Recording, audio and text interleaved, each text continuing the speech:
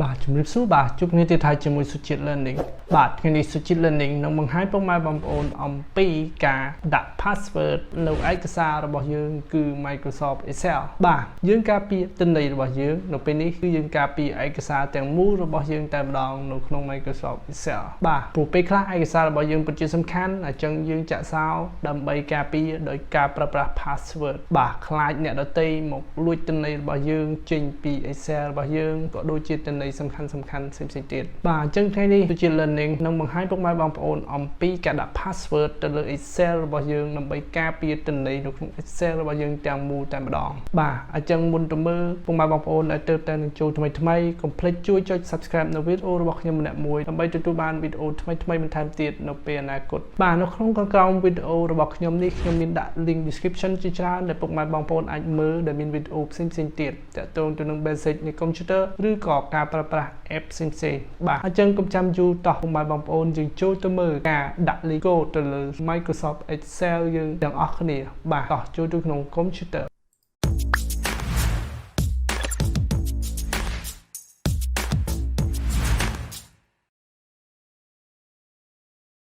បាទជំរាបសួរពុកម៉ែបងប្អូនឥឡូវនេះយើងនៅក្នុងកុំព្យូទ័រយើងវីដេអូរបស់យើងគឺចង់បង្ហាញពុកម៉ែបងប្អូនអំពីការដាក់លេខកូដនៅលើ Microsoft Excel ឬក៏ document របស់យើងដែលជា Excel បាទវាពិតជាងាយស្រួលសម្រាប់ពុកម៉ែបងប្អូនមែនតែនបាទវាអត់មានអីពិបាកទេខ្ញុំនឹងបង្ហាញពុកម៉ែបងប្អូនងាយបាទបើនៅពុកម៉ែបងប្អូនរក្សាការមើលវីដេអូនេះទៅខ្ញុំនឹងបង្ហាញពុកម៉ែបងប្អូនបាទអញ្ចឹងដើម្បីចាក់លេខកូដបាទឬក៏ការពារឯកសាររបស់យើងក្នុង Excel ទាំងមូលតែម្ដងយើងមានវិធីរបស់យើងបាទឥឡូវយើងចូលទៅកាន់ Excel មួយបាទនេះគឺជា document Excel មួយដែលខ្ញុំបានរក្សាទុកបាទឥឡូវខ្ញុំចូលវាមកបាទចំពោះវីដេអូមុនខ្ញុំបានបង្ហាញពុកម៉ែបងប្អូនអំពីការពារ sheet បាទការពារ sheet កុំឲ្យគេចូលកែទិន្នន័យនៅក្នុងតារាងយើងអញ្ចឹងខ្ញុំបានបង្ហាញរួចហើយបាទពុកម៉ែបងប្អូនអាចចូលមើលវីដេអូរបស់ខ្ញុំនៅខាងក្រោម description បាទនៅក្នុងការពារ sheet នៅក្នុងតារាងនីមួយៗកុំឲ្យគេចូលកែបាទដូចក្នុងតារាងអញ្ចឹងកុំឲ្យគេចូលកែបានអញ្ចឹងពុកម៉ែបងប្អូនគឺយើងការពារយើងទុកតែចន្លោះឲ្យគាត់ចូលកែតែប៉ុណ្ណោះបាទវីដេអូហ្នឹងគឺខ្ញុំមានរួចហើយបាទវីដេអូនេះគឺបង្ហាញពុកម៉ែបងប្អូនអំពីការដាក់ password ការពារឯកសារយើងទាំងមូលតែម្ដងបើកមិនបានទេលុះត្រាតែមាន password បាទអញ្ចឹងកុំចាំយូរដើម្បីការពារឯកសារយើងទាំងដុលឬក៏ទាំងមូលនេះតែម្ដងយើងត្រូវធ្វើដូចនេះតោះយើងទៅចាក់លេខកូដទាំងអស់គ្នាបាទដើម្បីចាក់លេខកូដពុកម៉ែបងប្អូនចូលទៅកាន់ file បាទមើលមកខ្ញុំទៅបើពុកម៉ែបងប្អូនមើលអត់ទាន់ខ្ញុំនឹងប្រាប់មួយបាទអញ្ចឹងមកខ្ញុំចូលកន្លែង file ចុចកន្លែង file ហ្នឹងមកពុកម៉ែបងប្អូនបាទបន្ទាប់ពីចុច file វានឹង load បែបនេះពុកម៉ែបងប្អូនមើលទៅក្រោមឬគេដាក់ពាក្យថា info នេះពុកម៉ែបងប្អូនចុច info ហ្នឹងទៅបាទពុកម៉ែបងប្អូនចុចលើ info បាទបន្ទាប់ពីចុចលើ info រួចពុកម៉ែបងប្អូនមើលមកកន្លែងនេះបាទពុកម៉ែបងប្អូននឹងឃើញមួយលើគេនេះគេដាក់ថា protect workbook បាទពុកម៉ែបងប្អូនអាចចុចទៅលើផ្ទាំងនេះបាទពុកម៉ែបងប្អូនចុចលើផ្ទាំង protect workbook ហ្នឹងទៅបាទបន្ទាប់ពីចុចមកវា load មកមួយជួរដូចនេះទៀតបាទអញ្ចឹងយើងត្រូវ protect អីគោលបំណងយើងគឺចង់ protect នៅ Excel របស់យើងទាំងមូលតែម្ដងបាទដោយប្រើប្រាស់លេខកូដបាទអញ្ចឹងយើង protect គឺយើងចូលទៅកាន់ easy with password បាទអាហ្នឹងគឺយើងចុចទៅវាទាមទារដាក់ password បាទអញ្ចឹងពុកម៉ែបងប្អូនត្រូវចាំ password របស់ពុកម៉ែបងប្អូននៅពេលដែលដាក់បាទឥឡូវខ្ញុំឧទាហរណ៍សម្រាប់វីដេអូនេះសម្រាប់ឲ្យពុកម៉ែបងប្អូនយល់បាទអញ្ចឹងមុនដំបូងយើងបើកមកឃើញអញ្ចឹងយើងចុចចូល protect មកបាទ protect workbook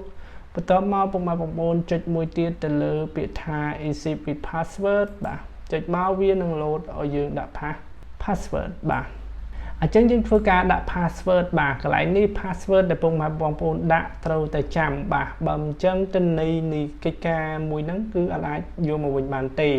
បាទអញ្ចឹងខ្ញុំឧទាហរណ៍ខ្ញុំដាក់ password របស់ខ្ញុំចង់ដាក់ប៉ុន្មានក៏បានដែរប៉ុន្តែពុកម៉ែបងប្អូនដាក់ password របស់ពុកម៉ែបងប្អូនណាហើយពុកម៉ែបងប្អូនត្រូវចាំ password របស់ពុកម៉ែបងប្អូនឥឡូវខ្ញុំដាក់ password របស់ខ្ញុំដាក់1ដល់5បាទនេះជា password របស់ខ្ញុំក៏នឹងបង្ហាញពុកម៉ែបងប្អូនទេតែចំពោះពុកម៉ែបងប្អូនត្រូវដាក់ password រៀងខ្លួនរបស់ពុកម៉ែបងប្អូនដែលងាយស្រួលនឹងចាំដើម្បីយកឯកសារនេះមកវិញបាទឥឡូវខ្ញុំដាក់ password របស់ខ្ញុំដែលជាទីហោគឺ1 2 3 4 5បាទឥឡូវខ្ញុំដាក់ password នឹងហើយពុកម៉ែបងប្អូនចុចពាក្យថា OK បាទ OK ខាងក្រោមហ្នឹងចុច OK ទៅបាទបន្ទាប់មកគេឲ្យយើងវាយម្ដងទៀតបាទដោយ password ផ្សេងៗដែរ Facebook អីចឹងដែរណាបង្កើតគេឲ្យយើងវាយម្ដងទៀតឥឡូវយើងវាយម្ដងទៀត password ដដែលហ្នឹងគឺ1.5បាទខ្ញុំ password របស់ខ្ញុំបាទ1 2 3 4 5បាទតទៅពីវាយហើយខ្ញុំចុច OK បាទបន្ទាប់ពីដាក់ហើយអ្នកនរគ្នាឃើញថាកន្លែងហ្នឹងវាលោតពណ៌លឿងបែបនេះអញ្ចឹងមានន័យថា document ជា Excel របស់យើងគឺត្រូវបានការពារទាំងមូលតែម្ដងអញ្ចឹងយើងចុចសញ្ញាព្រួយចេញឬយើងចុចទៅ Home បាទយើងចុចមកវិញបាទអញ្ចឹងបន្ទាប់ពីយើងចូលមក Home វិញយើងចុចបិទទៅបាទបិទហើយបន្ទាប់មកយើងយកពាក្យថា Save បាទដើម្បី Save password យើងជាប់នៅឯកសារហ្នឹងបាទអញ្ចឹងខ្ញុំចុចពាក្យថា Save បាទបន្ទាប់ពីចុច Save ហើយអញ្ចឹងឯកសារយើងគឺបាន Save ហើយនៃឯកសារ document ហ្នឹងបាទប៉ុន្តែខ្ញុំបានដាក់ password វារួចហើយបាទឥឡូវទីហោថាឯកសារហ្នឹងគឺអ្នកដទៃមកចង់បើកយកបាទក្រៅពីយើងបាទគាត់អត់ដឹង password ទេអញ្ចឹងគាត់នឹងចូលមកមើលទីហោថាឯកសារហ្នឹងមានឈ្មោះអីដែលសំខាន់សម្រាប់យើងគាត់ចង់ដឹងគាត់ចូលមកមើលពុកម៉ែបងប្អូនគាត់ចុចមកមើលបាទវាទាមទារ password ពុកម៉ែបងប្អូនបាទវាពិតជា aim សម្រាប់ពុកម៉ែបងប្អូនឬពិតជាលុយការពារទិន្នន័យរបស់ពុកម៉ែបងប្អូនបានបាទដល់កន្លែងហ្នឹងពុកម៉ែបងប្អូនត្រូវចាំ password ពុកម៉ែបងប្អូន password លើ password ខ្ញុំដាក់មិញគឺ1.5បាទកន្លែងហ្នឹងបាទអញ្ចឹងខ្ញុំដាក់ password វិញមកបាទបន្ទាប់ពីដាក់ password រួចហើយពុកម៉ែបងប្អូនយកពាក្យថា OK បាទបន្ទាប់ចុច OK មកគឺឯកសារយើងគឺឡើងមកវិញហើយបាទអានេះហើយគឺជាការដាក់ password នៅក្នុង Excel របស់យើងដើម្បីការពារទិន្នន័យក្នុង Excel យើងទាំងមូលតែម្ដងបាទលុះត្រាតែមាន password ទើបអាចចូលមើលឯកសារនឹងបានបាទអញ្ចឹងនៅពេលពុកម៉ែបងប្អូនដាក់ចឹងហើយពុកម៉ែបងប្អូន save អីមកពុកម៉ែបងប្អូនបិទហើយ save ធម្មតាមកឯកសារយើងនៅតែជាប់ password អញ្ចឹងបាទពុកម៉ែបងប្អូនចូលភាសាទៀតមើលបាទវានៅតែជាប់ password អញ្ចឹងបាទអញ្ចឹងយើងដោះ password នឹងដោយដាក់លេខកូដមិញមកគឺលេខកូដខ្ញុំដាក់មិញបាទ1.5បាទកន្លែងហ្នឹងបញ្ជាក់លេខកូដរបស់ពុកម៉ែបងប្អូនគឺពុកម៉ែបងប្អូនអ្នកដាក់តែលេខកូដនេះគឺជាលេខកូដរបស់ខ្ញុំបាទអញ្ចឹងខ្ញុំចុច OK បាទគឺឯកសារយើងបានបើកមកវិញហើយបាទមួយទៀតពុកម៉ែបងប្អូនចង់ដោះវិញពុកម៉ែបងប្អូនអត់ចង់ឲ្យវាជាប់អញ្ចឹងទេពេលបើកមកលើក្រោយព្រោះកុំព្យូទ័រហ្នឹងមកដៃពុកម៉ែបងប្អូនវិញហើយបាទអញ្ចឹងដើម្បីកុំឲ្យឯកសារនឹងជាប់លេខកូដវិញពុកម៉ែបងប្អូនចូលទៅកាន់ file ដដែលបាទពុកម៉ែបងប្អូនឃើញ file ផ្នែកខាងលើនេះបាទពុកម៉ែបងប្អូនចុចលើ file ហ្នឹងមកបាទបន្ទាប់ពីចុច file ពុកម៉ែបងប្អូនមករកពាក្យថា info ដដែលដូចកន្លែងយើងដាក់អញ្ចឹងទៅដោះក៏ចូលកន្លែងហ្នឹងដូចគ្នាបាទអញ្ចឹងយើងចុច infoតមកយើងមើលកន្លែងនេះ protect workbook យើងនៅតែពណ៌លឿងដដែលមានន័យថាវានៅជាប់ដដែលអញ្ចឹងណាពុកម៉ែបងប្អូនអញ្ចឹងដើម្បីដោះពុកម៉ែបងប្អូនចុចកន្លែងផ្ទាំងនេះផ្ទាំងហ្នឹងចុចមកវាធ្លាក់មកអញ្ចឹងពុកម៉ែយកពាក្យថា exit with password ដដែលអញ្ចឹងពុកម៉ែបងប្អូនចុចមកបាទចុចមកវានឹងជាប់ password យើងដែលខ្ញុំបានដាក់1.5 1 2 3 4 5ហ្នឹងពុកម៉ែបងប្អូនអញ្ចឹងបើពុកម៉ែបងប្អូនឡើយហ្នឹងដាក់ password របស់ពុកម៉ែបងប្អូនមកបាទអញ្ចឹងខ្ញុំដើម្បីដោះវាយើងលុប password នឹងចោលមកបាទយើងចុចលុបវាមកបាទលុបចោលហើយបន្ទាប់មកយើង press O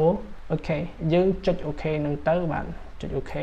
បាទបន្ទាប់ពីចុច OK មកយើងឃើញថាកន្លែងនេះ protect workbook យើងហ្នឹងលែងជាប់ពណ៌យើងលឿងនឹងទៀតហើយបាទអញ្ចឹងមានន័យថាវាគឺលែងជាប់ហើយតែដើម្បីលែងជាប់ពុកម៉ែបងប្អូនចេញទៅកន្លែងឯកសារយើងបិទយើងចុច save ឯកសារយើងមកបាទ